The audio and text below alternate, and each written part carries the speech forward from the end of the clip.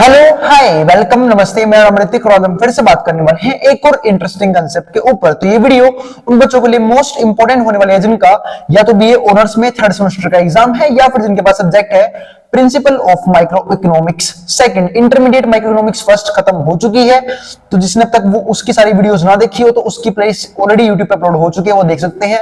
और अब हम बात करने वाले हैं principle of micro economics second के ऊपर। तो इसके ऊपर हम लेसन नंबर 1 के ऊपर 2 वीडियोस ऑलरेडी अपलोड हो चुकी हैं, तो जिसने अब तक वो वीडियोस ना देखी हो, और भाई हमेशा ध्यान रखा करो कि वीडियो को सीरीज वाइज देखो ताकि आपको किसी भी कंसेप्ट में किसी भी चीज में किसी भी तरह की दिक्कत ना बचे। आई बात समझ में? तो शुरू करते हैं लेसन नंबर फर्स्ट के ऊपर, यानी कि मोनोपोली के ऊपर तीसरी वीडियो, जहां पे हम बात करने वाले हैं इक्विलिब्रियम अंडर मोनोपोली। यानी कि अगर जो फर्म है या फिर जो मार्केट स्ट्रक्चर है वो मोनोपोली परफॉर्म कर रहा है तो वो अपना मैक्सिमम प्रॉफिट कैसे अर्न कर सकती है। और साथ साथ हम इस वीडियो में और भी बहुत सी चीजों को डिस्कस करने वाले हैं, जैसे कि ब्रेक इवन पॉइंट क्या होता है, कंपनीज को लॉस कब सफर करना पड़ता है, कब वो लॉस से बाहर आते हैं और कब उनको मैक्सिमम प्रॉफिट होता है। ये तो है ही हमारा मेन टॉपिक इस वीडियो का। ठीक है, तो भाई अगर वीडियो पसंद आई तो वीडियो को लाइक के बिना मत जाना और चैनल को सब्सक्राइब भी कर देना ऐसी वीडियोस के लिए। और अगर किसी बच्चे को इस कंप्लीट सीरीज के नोट्स परचेज करने हैं तो वो इस नंबर से नोट्स ले सकता है 9667836336। तो शुरू करते हैं आज की वीडियो। यहाँ पे क्या लिखा हुआ है, in case of monopolist to maximise profit. अगर मोनोपोलिस्ट में प्रॉफिट को मैक्सिमाइज करना है, मोनोपोलिस्ट फर्म, देखो यहाँ पे 2 तरह के मेथड होते हैं। एक तो होता है टोटल अप्रोच, अगर प्रॉफिट को मैक्सिमम दिखाना है, तो एक होता है मार्जिनल अप्रोच। इस वीडियो में सिर्फ और सिर्फ टोटल अप्रोच को डिस्कस करने वाले हैं। ठीक है, तो एक कंपनी का मैक्सिमम प्रॉफिट क्या होगा उसके बाद आपको 2 चीज समझनी होगी। एक तो होता है टोटल रेवेन्यू, जो मैंने पिछली वीडियो में डिस्कस किया था। टोटल रेवेन्यू का मतलब क्या होता है कि एक प्रोडक्ट और एक सर्विसेज को बेच के कंपनी के पास टोटल मिला है कितना पैसा जनरेट हो रहा है। ठीक है, एक होता है टोटल कॉस्ट। अब बात है टोटल कॉस्ट क्या होता है। देखो, जब भी कोई भी कंपनी, कोई भी ऑर्गेनाइजेशन, कोई भी फर्म किसी भी चीज को अगर बनाए, किसी चीज को प्रोड्यूस करे तो उसमें खर्चा भी तो आएगा भाई। ठीक है, लेबर लग सकती है, मशीनें यूज हो सकती हैं, लैंड चाहिए होगा, तो बहुत से तरह का कॉस्ट इन्वॉल्व होता है। और जब खर्चा इन्वॉल्व होता है तो जितना पैसा है वो सारा प्रॉफिट थोड़ी ना होगा। जब रिवेन्यू में से मैं खर्चा माइनस कर दूंगा तो मेरा क्या बचेगा? प्रॉफिट बचेगा। ठीक है, सबको पता है।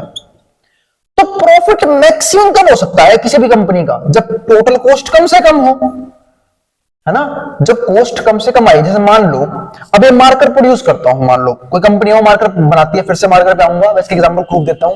मान लो मार्कर है, ये 20 रुपए बेचा जाता है, 15 रुपए बनाया जाता है, तो प्रॉफिट कितने का हुआ? सिर्फ 5 रुपए का, है ना, सिर्फ और सिर्फ 5 रुपए का। तो ये हमारा टीआर, मतलब ये हमारा रिवेन्यू, ये हमारा कॉस्ट, तो प्रॉफिट 5 रुपए का हुआ। लेकिन रिवेन्यू मान लो 20 रुपए का ही है, कॉस्ट अब आ रही है 12 रुपए, प्रॉफिट कितने का होगा? 8 का। ठीक है, अगर मान लो रिवेन्यू 20 रुपए का है लेकिन कॉस्ट आ रही 10 रुपए की, तो प्रॉफिट कितने का होगा? 10 रुपए का। ठीक है, और अगर रिवेन्यू 20 रुपए की है और कॉस्ट सिर्फ और सिर्फ 5 रुपए आ रही है तो प्रॉफिट कितने का होगा? 15 रुपए का। तो मैं कहना ये चाह रहा हूं, जब गैप मैक्सिमम होगा किसके बीच में? रिवेन्यू और कॉस्ट के बीच में, तो हमारा प्रॉफिट क्या हो जाएगा? अपने आप ही मैक्सिमम हो जाएगा, हाईएस्ट प्रॉफिट अर्न करेंगे फिर हम। तो यही बात यहां पे क्या लिखा हुआ है, देखो, in case of monopolist to maximise profit, अगर प्रॉफिट को मैक्सिमाइज करना है तो monopolist firm earns maximum profit when gap between total revenue and total cost is maximum. जब आपके टोटल रिवेन्यू और टोटल कॉस्ट के बीच में गैप मैक्सिमम होगा। ये बकवास कर रहा है, ये सिर्फ मोनोपोलिस्ट फर्म के लिए नहीं है, हर एक फर्म मैक्सिमम प्रॉफिट ऐसे ही कमाती है। दुनिया में कोई सी फर्म ले लो, अगर रिवेन्यू और कॉस्ट के बीच में गैप सबसे ज्यादा होगा तो प्रॉफिट सबसे ज्यादा बनेगा। ठीक है, उसका बेस्ट एग्जांपल मैं दे चुका हूं यहां पे। अब समझते हैं आगे इस चीज को, तो पहले ग्राफ में समझते हैं। तो देखो, 3 चीजें होती हैं। ये तो है टोटल ग्राफ, ये तो टोटल रेवेन्यू ग्राफ, देखो ये जा रहा है, लिखा भी हुआ है total revenue graph, total revenue graph है ये।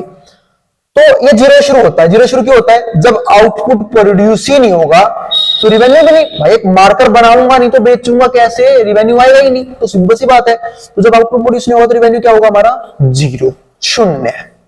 जैसे जैसे मैं आउटपुट प्रोड्यूस करूंगा रिवेन्यू बढ़ता चला जाएगा, जितना ज्यादा प्रोड्यूस करूंगा उतना ज्यादा बढ़ेगा, जितना ज्यादा और बनाऊंगा उतना एक टाइम पे रिवेन्यू क्या हो जाएगा? मैक्सिमम। ठीक है, फिर हमारा रिवेन्यू गिरना शुरू हो जाएगा। और ऐसा क्यों होता है? क्योंकि यहां पे प्राइस और क्वांटिटी में इनवर्स रिलेशन हो जाएगा, है ना। जब प्राइस बढ़ेगा तो क्वांटिटी कम प्रोड्यूस, मतलब क्वांटिटी कोई भी कम डिमांड करेगा, और जब प्राइस यहाँ पे लॉ ऑफ डिमांड काम करता है, सिंपल सी बात है। और अगर प्राइस बढ़ जाएगा तो डिमांड कम होगी, और प्राइस कम हो जाएगा डिमांड बढ़ जाएगी। तो यहाँ पे लगता है इसकी वजह से ये हमारा यू शेप का बनता है, जिसकी हम बात करेंगे, ठीक है, जब मैं आपको समझाऊंगा वहां पे। अब बात करते हैं टोटल कॉस्ट के बारे में। देखो टोटल कॉस्ट है ना, वो उसके दो पार्ट होते हैं, एक तो होता है टीएफसी, एक होता है टीवीसी। अब बात है भैया ये टीएफसी और टीवीसी क्या है, इसको भी समझते हैं। टीएफसी को हम बोलते हैं टोटल फिक्स्ड कॉस्ट, टीसी का उम्मीद सबको पता होगा टोटल कॉस्ट बोलते हैं, इसका होता है टोटल फिक्स्ड कॉस्ट, यानी कि जिसमें बहुत जल्दी चेंज बदलाव नहीं आता है। अब एक होता है total variable cost, total variable cost यानी कि जहां पे हमारा क्या आ जाए, बदलाव आता रहे। अब इसको मैं फिर से इसी वाले एग्जांपल समझता हूं। जैसे मान लो कि एक कंपनी, एक ऑर्गेनाइजेशन मार्कर बनाती है, तो उसने कोई लैंड ली होगी, उस लैंड का रेंट जाता होगा, उसने इसे बनाने के लिए कुछ मशीनें इन्वॉल्व करी होंगी, उस मशीनों पे खर्चा जाता होगा, फ्यूल का, मशीनें खरीदी वो भी जो खर्चा हुआ उसको बोलते हैं फिक्स्ड कॉस्ट। ठीक है, कि मार्कर बनाओ ना बनाओ, जिस जमीन पे वो मशीन लगी उसका रेंट फिक्स है जाना। मार्कर बनाओ मत बनाओ, मशीन के ऊपर खर्चा हो गया, एक बार हो गया, चाहे मैं उस मशीन को रख दूं। अब मैं घर में एग्जांपल देता हूं, आपने बाइक ली चलाने के लिए, आप उसको चलाते हैं, आपने घर में खड़ी कर दी, क्या खर्चा हुआ है? नहीं हुआ, हुआ ना खर्चा। चलाओ चाहे मत चलाओ, चलाओगे तो पेट्रोल का खर्चा होगा, नहीं चलाओगे पेट्रोल खर्चा नहीं होगा, पर बाइक के ऊपर तो खर्चा हो चुका है ना, बात खत्म। तो मार्कर बनाओ चाहे मत बनाओ, ठीक है, मशीन के ऊपर खर्चा हो चुका है, क्या होता है? Total fixed cost. ऐसे ही जिस लैंड पे लगी उस लैंड का खर्चा जाएगा जब तक आप मशीन चाहे उससे मार्कर बना रहे हो चाहे नहीं बना रहे हो, इसको बोलते हैं टोटल फिक्स्ड कॉस्ट। इसका मतलब क्या है, आप प्रोडक्शन करो चाहे मत करो, ये कॉस्ट तो आएगी आएगी, ठीक है, इसलिए टोटल कॉस्ट कभी जीरो नहीं होती है। अब बात करूं टोटल वेरिएबल कॉस्ट, ये कब बढ़ेगी? जब प्रोडक्शन बढ़ाओगे। जैसे कि मान लो मैं जितने मार्कर बनाऊंगा उतना ज्यादा प्लास्टिक यूज होगा, 10 मार्कर बनाऊंगा कम प्लास्टिक यूज होगा, 20 बनाऊंगा और ज्यादा प्लास्टिक यूज होगा, 100 बनाऊंगा और फालतू प्लास्टिक यूज होगा, ठीक है। तो रॉ मटेरियल कब बढ़ते हैं? जब मैं उस चीज की प्रोडक्शन बढ़ाता हूं। तो टोटल कॉस्ट इन दोनों का समेशन होता है, तो ये तो लगना ही लगना है, ये तो जीरो होगा ही नहीं, ये जीरो हो सकता है, ये बढ़ता है प्रोडक्शन के साथ साथ, तो इसलिए टोटल कॉस्ट कभी जीरो नहीं होता। तो आउटपुट जीरो है, टोटल कॉस्ट जीरो नहीं है, टोटल कॉस्ट यहां शुरू होगा, यहां शुरू होगा, फिर धीरे धीरे बढ़ेगा, है ना, जैसे जैसे आउटपुट बढ़ाऊंगा बढ़ेगा, फिर थोड़ा सा कम होगा, ठीक है, फिर धीरे धीरे क्या हो जाएगा, बढ़ना शुरू हो जाएगा। अब देखिए कम क्यों हुआ, इसको हम बोलते हैं लॉ ऑफ वेरिएबल प्रोपोर्शन। इसको मैं थोड़ा ना अच्छे से, एक तरह से अच्छे से एग्जांपल मैं आपको देके समझाता हूं, ठीक है। मान लो जब मैंने सेंटर की शुरुआत करी थी, ठीक है, मैं अपना एग्जांपल देता हूं, जब मैंने सेंटर की शुरुआत करी थी तो इसमें भी फिक्स कॉस्ट होती है मेरे भाई। अब आपको एग्जांपल समझाता हूं, बहुत तगड़ा एग्जांपल है। अब मान लो कि मैंने अपने सेंटर की शुरुआत करी, उसका फिक्स्ड कॉस्ट है रेंट, ठीक है, रेंट बिजली का बिल। तो रेंट और इलेक्ट्रिसिटी बिल, चाहे बच्चा आए चाहे ना आए, चाहे 1 आए चाहे 50 आए, ये जाना ही जाना है। जो जाएगा मैं मान लेता हूं मंथली सिर्फ 6000 रुपए, जब मैंने शुरू किया था आज से 4-5 साल पहले, तो 6000 रुपए खर्चा मान लेता हूं, मेरा महीने का जाता था, ठीक है, 6000 रुपए, जो कि बढ़ के अब 10-15 हो चुका है, ठीक है, 6000 जाता था खर्चा। तो रेंट और इलेक्ट्रिसिटी अब मिला के, अब मैं एग्जाम्पल दे रहा हूं आप लोगों को। स्टूडेंट आ रहा है एक, स्टूडेंट आ रहा है एक, तो उसकी फीस 1000 रुपए है, पर खर्चा कितना हो रहा है? 6000, लॉस झेलना पड़ रहा है जेब से। स्टूडेंट आए 2, अब खर्चा कितना पड़ा? अभी भी 6000, लेकिन अब मुझे इतना देना पड़ रहा है, ठीक है, एक बच्चे पे 3000 रुपया खर्चा वो बढ़ जा रहा है। अब बच्चे आ रहे हैं 10, तो एक बच्चे से 600 रुपया खर्चा जा रहा है सिर्फ रेंट देने में। अब बच्चे आ रहे सपोज करो 50, ठीक है, तो 6000 ही रेंट है, रेंट तो फिक्स है, वो तो 6000 ही जाएगा, बस कुर्सियां बनवानी पड़ेगी मुझे बच्चों को बैठने के लिए, स्पेस सेम ही है, तो 6000 डिवाइड बाय 50, एक बच्चे की फीस मुझे सिर्फ 120 रुपए देना पड़ रहा है, क्योंकि डिवाइड कर लेना, ठीक है, 5 आएगा एक पे, 1 आएगा 10 आएगा 2 पे, 120 रुपए देना पड़ रहा है। तो अपने एक बार देखिए, जैसे जैसे प्रोडक्शन, ये प्रोडक्शन तो मेरी जैसे जैसे प्रोडक्शन बढ़ रही है, जो मेरा फिक्स्ड कॉस्ट है वो कम होता चला जा रहा है, और जब फिक्स्ड कॉस्ट कम होगा तो टीसी अपने आप ही कम होता चला जाएगा। आई बात समझ में, टोटल कॉस्ट भी कम होगा, तो ये यहाँ पे होगा। जो प्रोडक्शन बढ़नी शुरू हुई, पहले तो टोटल कॉस्ट बढ़ा, शुरू में तो बढ़ेगा ही, फिर बाद में घटना शुरू हो गया, फिर बाद में वापस बढ़ना शुरू हो गया, बाद में वापस क्यों बढ़ा, इसको भी मैं एक्सप्लेन करता हूं। पता है कैसे? जैसे मान लो कि जब मैं आउटपुट और बढ़ाऊंगा, अब हो सकता है उस लैंड में, मतलब अब मान लो बच्चे पढ़ा रहा हूं, स्पेस तो लिमिटेड है ना, अब बच्चे मेरे से कह रहे हैं कि नहीं भाई और बच्चे, और हम तो पढ़ेंगे तो इतने भी ऐसे ही पढ़ेंगे, ठीक है, और बच्चे आए पढ़ने के लिए, ठीक है, 100 आ गए, अब मेरे को स्पेस बढ़ा लेना पड़ेगा, और जब स्पेस बढ़ा लूंगा मेरा फिक्स्ड कॉस्ट अब उससे 6000 की जगह 50000 जाए, रेंट जाए 6000 से ज्यादा 50000। आई बस मुझे बिजली बिल, एसी वैसे लगवाऊंगा, बिजली बिल बढ़ जाएगा, महीने का 10,000 बिजली बिल आ जाए, तो मेरी फिक्स्ड कॉस्ट भी बढ़ जाएगी, वापस बढ़ेगी जब मैं और ज्यादा रिवेन्यू जनरेट करूंगा, यानी कि और ज्यादा आउटपुट प्रोड्यूस करूंगा। तो ये हमारा था कंप्लीट कंसेप्ट कि शुरू में कम होता है, बाद में फिर बढ़ेगा, और बढ़ने का मैंने रीजन भी दिया साथ साथ सेंटर के एग्जांपल से। उम्मीद आपको एग्जांपल समझ में आया होगा, और भाई अगर एग्जांपल समझ में आया हो तो कमेंट बॉक्स में कमेंट कर देना, ना समझ में आए तो भाई वो बता दिया करो कि भैया ये चीज, इस चीज को समझने में थोड़ी दिक्कत आई, तो कोई दिक्कत नहीं है, तो मैं अगली बार वीडियो बनाऊंगा ना उस चीज को ध्यान में रखते हुए वीडियो बनाऊंगा। एक बात समझ में, आपके कमेंट बहुत ज्यादा वैल्यूएबल होते हैं। आपने बेशक पढ़ लिया हो, लेकिन जब आगे वाली वीडियोस बनेंगी तो और बच्चों को उनसे हेल्प हो जाती है पढ़ने में। आई बात समझ में? ठीक है, तो ध्यान रखना इस बात का। अब आगे समझते हैं। तो ये हमारा एक और एग्जांपल था। अब अगर मैं इसको थोड़ा सा और समझाऊं तो ये बात तो क्लियर हो गई हमारी। तो हमने तो कुछ डिस्कस कर ली, क्या कि प्रॉफिट मैक्सिमम कब होता है, टोटल कॉस्ट क्या होता है, टीएफसी प्लस टीवीसी, दोनों का मैंने एग्जांपल दे दिया यहाँ पे। तो टोटल कॉस्ट का ग्राफ कैसे बना यहाँ से वो भी बता चुका, क्योंकि टोटल कॉस्ट कभी जीरो नहीं होता, इसलिए इससे ग्राफ यहाँ शुरू होता है, फिर धीरे धीरे घटेगा, फिर वापस बढ़ना शुरू हो जाएगा। अब प्रॉफिट पहले घटा क्यों, देखो ध्यान से देखो, अगर आप इस सिचुएशन को अगर आप ध्यान से देख पा रहे हो इस सिचुएशन तक, तो यहाँ पे टोटल कॉस्ट है, यहाँ पे टोटल कॉस्ट है वो ज्यादा है, किससे ज्यादा है, टोटल को ज्यादा है टोटल रिवेन्यू से।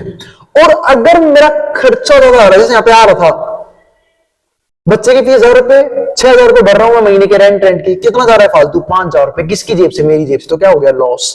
तो अगर टोटल कॉस्ट टोटल रिवेन्यू से फालतू है तो उसको हम बोलते हैं लॉस। ठीक है, वो लॉस के बराबर है।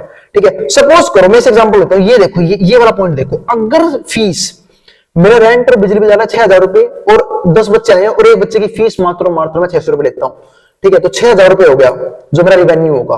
तो यहां पे इसे बोलते हैं ब्रेक इवन। ध्यान रखना, मैंने क्या बोला है, फीस 1000 नहीं, फीस फिलहाल इस चीज में मान लो कि 600 रुपए है, तो 600 में 6000 रुपए मेरे पास आएंगे, 6000 रुपए में अपने मकान वाले किराया वगैरह रेंट बिजली बिल दे दूंगा, तो 6000 रुपए खत्म हो जाएंगे। तो ये मेरा क्या हो गया, इसको हम बोलते हैं ब्रेक इवन। देखो ये रहा, ये हमारा पॉइंट है ब्रेक इवन का, ए, यानी कि ब्रेक इवन हमारा वो पॉइंट होता है जहां पे ना तो किसी फर्म को प्रॉफिट हो रहा हो, ना ही किसी फर्म को लॉस हो रहा हो।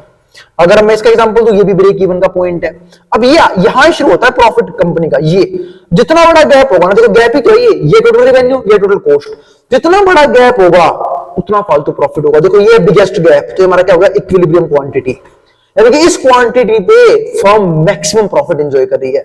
इसके बाद अगर प्रोडक्शन जारी रखती है तो उसका प्रॉफिट फिर से गिरना शुरू हो जाएगा, गैप कम हो जाएगा, तो यहाँ पे क्या आ जाएगा, फिर से उसका ब्रेक इवन, यानी कि ये वो पॉइंट है जहां उसका फिर से प्रॉफिट, मतलब गैप कम हो रहा है, गैप कम हुआ, गैप और ज्यादा कम हुआ, गैप और कम हुआ, गैप और कम हुआ, फिर वो किस पे आ गई, ब्रेक इवन पे, यानी कि वो पॉइंट फिर से राइज हो गया जहां पे प्रॉफिट ना तो प्रॉफिट हो रहा है ना लॉस हो रहा है। ठीक है, यानी कि टीसी बराबर है टीआर के, इन दोनों सिचुएशन में टीसी बराबर है टीआर के, ए और बी पॉइंट्स पे। और अगर मैं फिर से इस पॉइंट को देखूं तो रिवेन्यू कम हो गया, कॉस्ट बढ़ गया, यानी कि इस अगर मैं इस सिचुएशन को देखा जाए तो अब हमारा रिवेन्यू जो है वो छोटा है इससे, कॉस्ट से, तो ये सिचुएशन कौन सी बनेगी, दोनों लॉस की।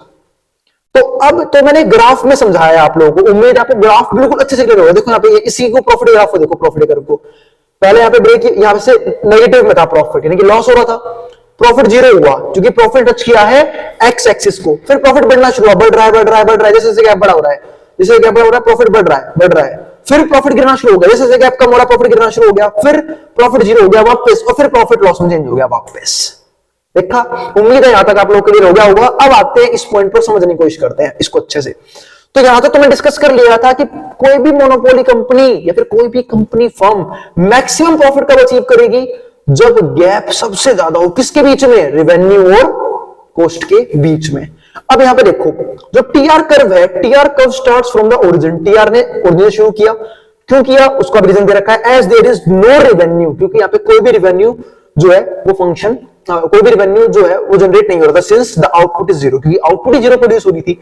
And TR is you, TR U shape क्यों है, shape because inverse relation between price and quantity, क्योंकि इनवर्स रिलेशन होता है प्राइस और क्वांटिटी के बीच में। अगर प्राइस कम होगा तो क्वांटिटी की डिमांड ज्यादा की जाएगी, और अगर प्राइस बढ़ जाएगा तो क्वांटिटी की डिमांड कम की जाएगी, सिंपल सी बात है। अब इसके आगे देखा जाए ध्यान से इसे, तो TC is inverse S, TC जो है इनवर्स एस की है, एस की तरह है, क्यों, because of law of variable proportion. अब इस लॉ ऑफ वेरिएबल प्रोपोर्शन का मतलब क्या होता है, इसको भी एक बार क्लियर कर लेते हैं। देखो प्रोडक्शन फंक्शन की मैं बात करूं तो वो दो तरह के होते हैं, एक लॉन्ग रन में जब कैपिटल भी कांस्टेंट होती है, ठीक है, जैसे मैंने आपको ये वाला एग्जांपल दिया था, अगर मैं सेंटर को लॉन्ग रन में चलाना चाहता हूं तो हो सकता है मेरी कैपिटल भी कांस्टेंट हो, कि फिक्स्ड कॉस्ट भी में भी चेंज करना पड़ेगा। देखो जब मैं शॉर्ट रन में चला रहा था, मैं रेंट फिक्स था, ठीक है, तो मेरा प्रॉफिट बढ़ना शुरू किया। लेकिन एक स्टेप क्या आया कि जब मेरे से और बच्चे डिमांड करेंगे और बच्चे पढ़ना चाहते हैं तो मुझे जगह बड़ी लेनी पड़ेगी, और जब जगह बड़ी लूंगा तो मेरी फिक्स्ड कॉस्ट में भी चेंज आएगा। तो लॉन्ग रन में देखा जाए तो फिक्स्ड कॉस्ट में भी चेंज आता है और वेरिएबल कॉस्ट है, ये कुर्सी तो फालतू लोगों में। वेरिएबल कॉस्ट क्या होती है? जो पर आउटपुट चेंज होती चली जाए। यानी कि देखो, जब बच्चे बैठेंगे तो कुर्सी चाहिए होंगी मुझे बिठाने के लिए, तो उसमें तो मैं हर बार चेंज करता रहूंगा, ठीक है।